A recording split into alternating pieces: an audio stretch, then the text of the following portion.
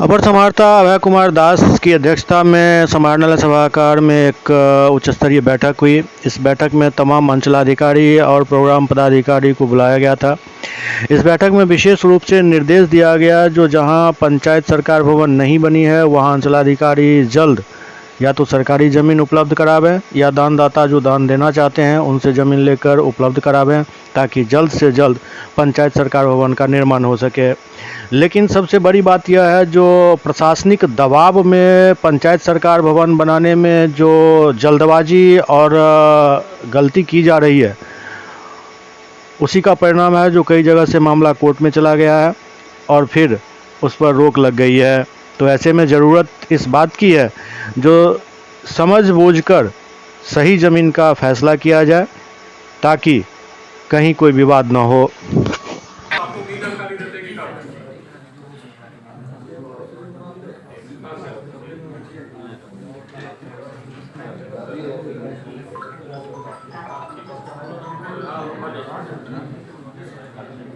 और इसके आगे है बहेरी में बालीगांव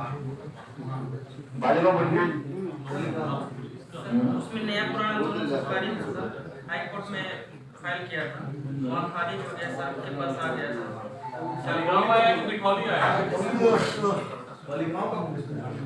सर बलीगांव में ठीक है सर, वो माफी करके दे दिया गया है सर।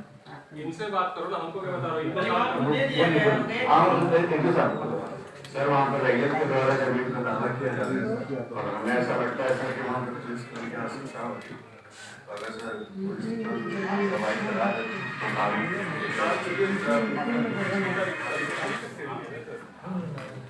एक बार शनिवार को सीओ मैडम आ जाती है, उनको कहिएगा आप भी सब शनिवार को जाके इनके साथ वहाँ पे बलीगांव में कल नगर में आ जाती है तो शनिवार को जाके इसको बलीगांव में दिखाएंगे।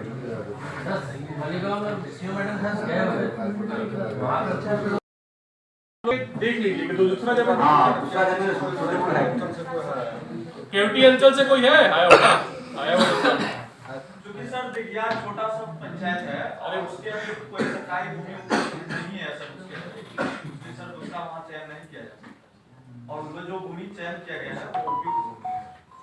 अभी जो मुखिया जी कह रहे हैं कि दूसरा जमीन हम ढूंढ रहे हैं, देखिए हैं बात हुई है सर, लेकिन वो रैयती है तो रैयती है तो मुखिया जी क्या दाम दिलवा रहे हैं तब फिर यहाँ पर सब तो संभव नहीं है। जब तब तो इसका मतलब है कि जो जमीन दिया गया है उसी पर बनेगा।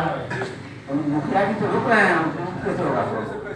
सर उसके अतिरिक्त भूमि होता तो चयन किया जा सकता था, लेकिन सर उसके अतिरिक्त कोई भूमि है। मुखिया जी की बात बोलिएगा ना कि जो इसके अलावा कोई